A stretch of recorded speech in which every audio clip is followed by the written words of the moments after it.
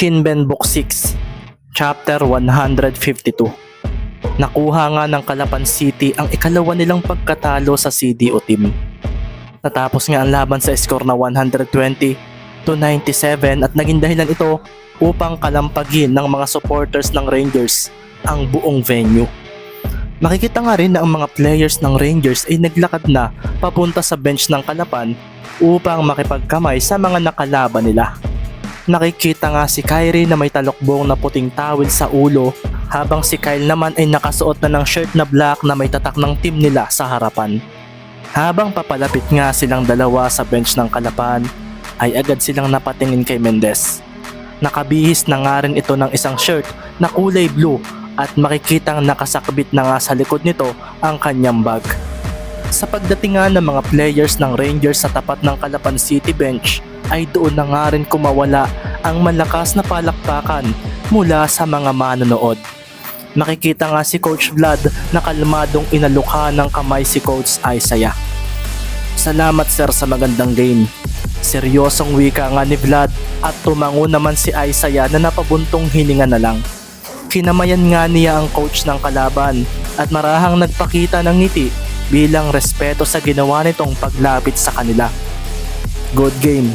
Mukhang marami pa kaming dapat ayusin para matalo namin kayo. Sabi na nga lang ni Isaiah. Si Coach Vlad naman ay pasimpleng napatingin kay Mendez na makikita ang nakikipagkamay kay Kyrie sa hindi kalayuan. Pasensya na rin nga pala kayo dahil ang anak kong si Jester ay umalis na kagad.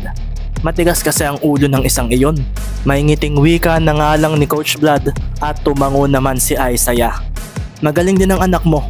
Kaunting minuto lang ang nilaro niya pero maganda ang naging production niya.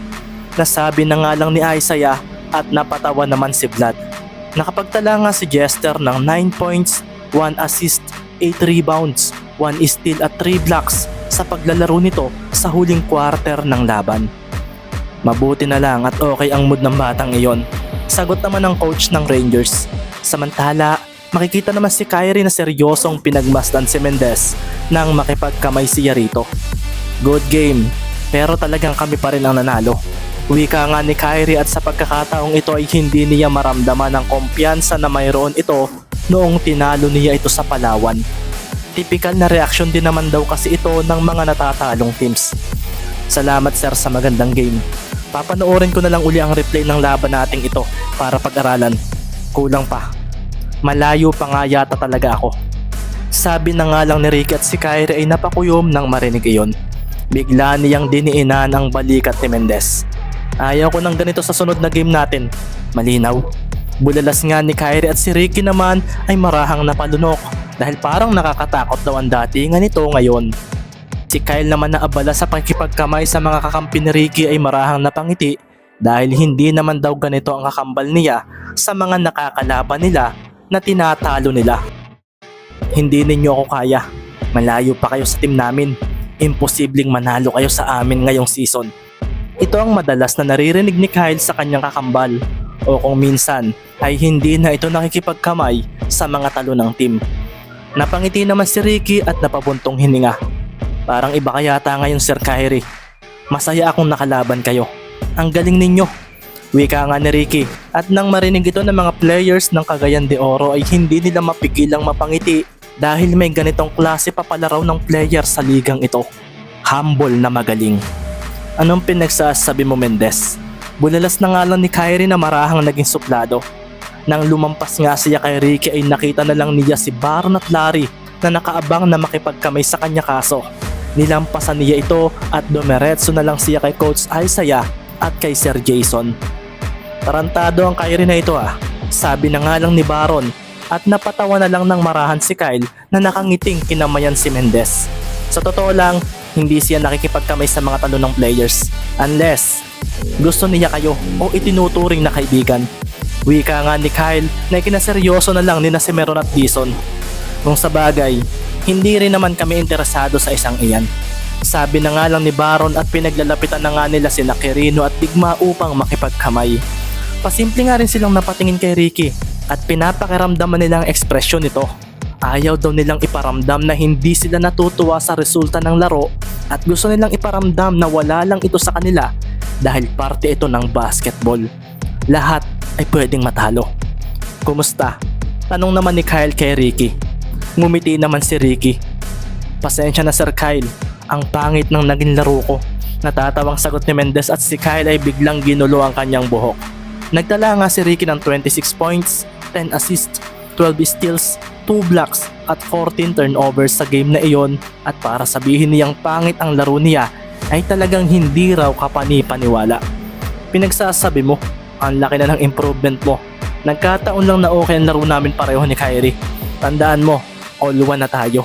May ngiting sabi pa nga ni Kyle dahil kung noong Mimaropa League ay natalo siya kay Ricky, ngayon ay siya naman daw ang nanalo. Alam mo na siguro kung saan tayo sunod na magkakaharap at malaki ang chance na mangyari iyon. Dagdag pa nga ni Kyle na biglang sumeryoso ang tingin kay Ricky. Napakuyom naman si Ricky nang marinig iyon at pagkatapos ay napatango ito. Salamat uli Sir Kyle sa magandang game. Bulalas nga ni Mendez na agad na tumunghay ng mabuti. Makikita nga rin sina De Lima at Magbuo na nagkaroon ng maliit na konversasyon sa hindi kalayuan, at makikita nga rin ng mga players ng Rangers na nagpa-picture kay Jason Castro.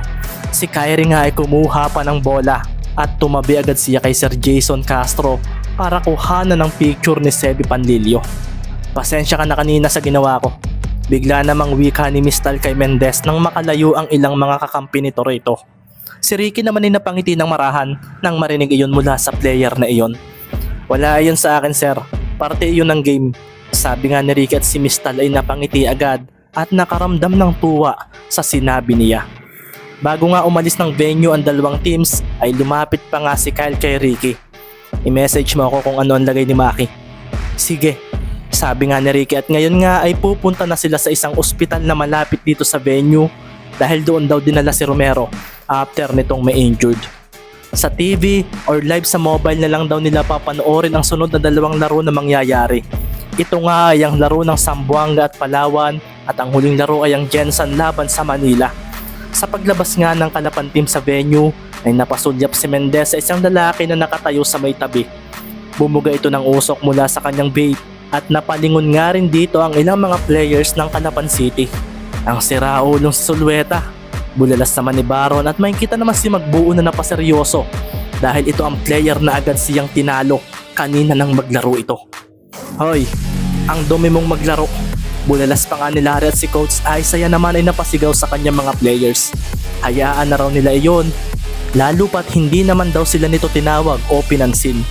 Isang pagngiti naman ang ginawa ni Zulueta na napatingin kay Mendez. Dito na nga ito humakbang at lumapit sa pinakamaliit na player ng Kalapan City. Sina Tristan at Marky nga ay agad na humarang dito at napataas naman ang kamay si Jester. Teka lang, wala akong gagawin. Gusto ko lang makipagkamay kay Mendez. Si Ricky naman ay napatingin dito at napaseryoso. Wala kaming tiwala sa iyo, sabi nga ni Tristan, kaso lumampas sa kanila si Ricky na inangatan ng palad si Zulueta. Nice game sir. Bulalas nga ni Ricky na marahang ninitian si Jester Zulueta na agad namang hinawakan ng kanyang palad. Nice game din. Hindi na ako makapaghintay na makalaro ka. Sambit nga ni Jester na ikinaseryoso ni Ricky at ng kanyang mga kasama. Anong ibig mong sabihin? Tanong nga ni Mendez, at si Jester naman ay ginulo ang kanyang buhok. Malalaman mo rin. Sige na, sa sunod na magharap ang team natin, paglalaro na ako ng maraming minutes, kaya paghandaan ninyo iyon. Mayabang, hindi ka nga star player ng Rangers. Bulalas naman ni Baron, at si Jester naman ay muli na lang humit-hit sa vape na kanyang hawak. Nang bumuga nga siya ng usok pataas, ay tinanguan na lang niya si Mendez at naglakad na siya palayo mula sa mga ito. Habang papalayo nga si Zulueta ay makikita na lang ang marahang pagngiti niya. Mas magaling ka Mendez kung ikukumpara kina Kyle at Kyrie. Iyon ay base sa pakiramdam ko. Nasabi na nga lang ni Zulueta sa kanyang sarili at napatingin na lang siya sa kanyang phone na kinuha niya mula sa kanyang bulsa. Naroon nga ang ama niyang tumatawag na agad niyang sinagot. Yes, my beloved papa. Natatawang wika nga ni Jester at napatawa pa siya nang sigawan siya ni Coach Vlad. Agad tuloy niyang inilayo ang kanyang phone mula sa kanyang tainga. Relax lang pa, papasok na ako sa loob. Manonood na rin ako ng game ng ibang teams. Kalma lang, lagi kayong galit sa akin. Nanalo na nga tayo. Kung hindi ako naglaro, baka tinalo pa kayo ng Kalapan, hindi ba? Yung energy ko ang nagpabalik sa momentum ng game sa atin na kinuha ni Mendez. Dapat happy kayo. Nasabi na nga lang ni Jester at pagkatapos noon ay pinatay na niya ang kanyang phone nang marinig pa niya ang boses ng kanyang ama na pinagsasabihan pa siya. Ang mga players naman ni Coach Vlad na kasama niya na nakaupo sa sahig ng court sa likuran ng basket ay makikitang napangiti ng marahan. Ngayon ko lang nakitang maganda ang mood ni Coach. Mahinang wika nga ni Ken na agad na ikinatawa ni na Mistal at Quirino. Sina Kyrie naman at Kyle ay pasimpleng napatingin din kay Coach Vlad at kahit pinagsasabihan ito ang anak kanina ay kita nilang parang hindi ito kagaya noong dati. Masaya siguro si Coach dahil nakita niyang hindi na bored ang anak niya sa ginawa nitong paglalaro kanina. Nasabi nga ni Kyrie sa sarili at dito na nga rin niya naisip na ganoon din siya. Sa labang iyon nga ay si Kyrie Lastimosa ang naging best player ng game na nagtala ng 44 points na sinamahan ng 12 steals at 5 blocks. Malaking bagay rin ang ginawang all-around game ni Kyle Lastimosa na kung saan ay nagtala naman ito ng 32 points, 5 assists, 6 rebounds, 6 steals at 4 blocks. Mula naman sa loob ng room ni Maki na kung saan ay kasama niya si Sir Felix ay nakarinig na lang sila ng katok mula sa pinto. Sa pagbukas nga ni Sir Felix dito ay siya namang masayang pagpasok ng mga players ng Kalapan sa pangunguna ni Baron at Larry. Makikita nga si Maki na may balot na kung ano ang isang paa. Makapal ang nakalagay roon at napangiti na lang nga si Maki dahil alam niyang pinagmumukha lang ng mga kakampi niya na masaya sila kahit talo sila. Sina Coach Isaiah nga at Sir Jason ay agad na umupo nang pumunta sa kanila si Sir Felix. Pasensya na kayo. Kung hindi ako na-injured, panalo pa sana tayo.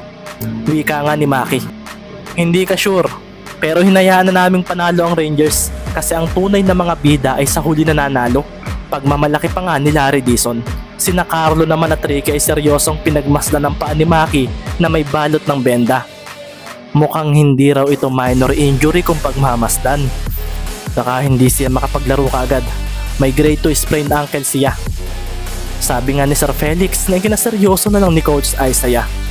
Pero hihingi pa rin tayo ng another test mula sa ibang doktor para sure.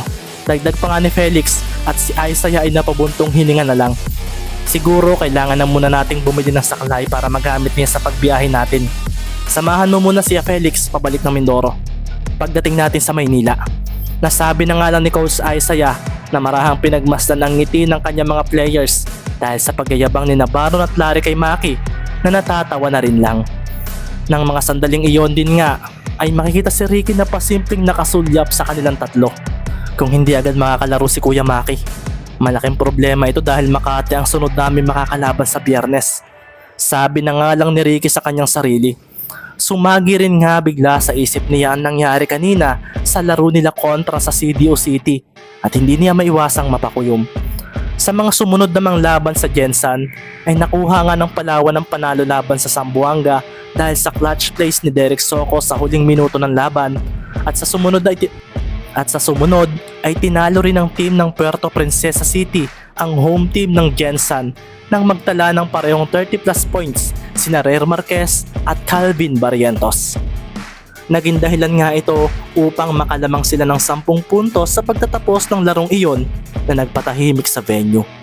Kinagabihan, sinabi na nga rin ni Coach Isaiah na bukas ng tanghali ay lilipad na agad sila ng Maynila. Hindi na nga rin sila matutuloy sa pagpunta sa Davao na plano sana nila kung magiging maganda ang resulta ng huli nilang laro. Kaso hindi iyon ang nangyari. Doon na nga rin sinabi ni Isaiah ang sitwasyon ni Maki at ito nga ang nagpaseryoso sa kanyang mga players. Sina Carlo nga at Ricky ay inaasahan na ito at dahil sa pangyayaring ito ay isang malaking kabawasan ito para sa Team Kalapan sa ligang ito. Kailangang mag-step up kayo kung gusto ninyong ma-maintain ang standings natin sa liga. Hindi lang pwedeng si Ricky lang. Tandaan ninyo, nasa bigger league tayo. Sabi na nga lang ni Coach Isaiah sa kanyang mga players matapos niyang masabi ang sitwasyon ni Maki Romero.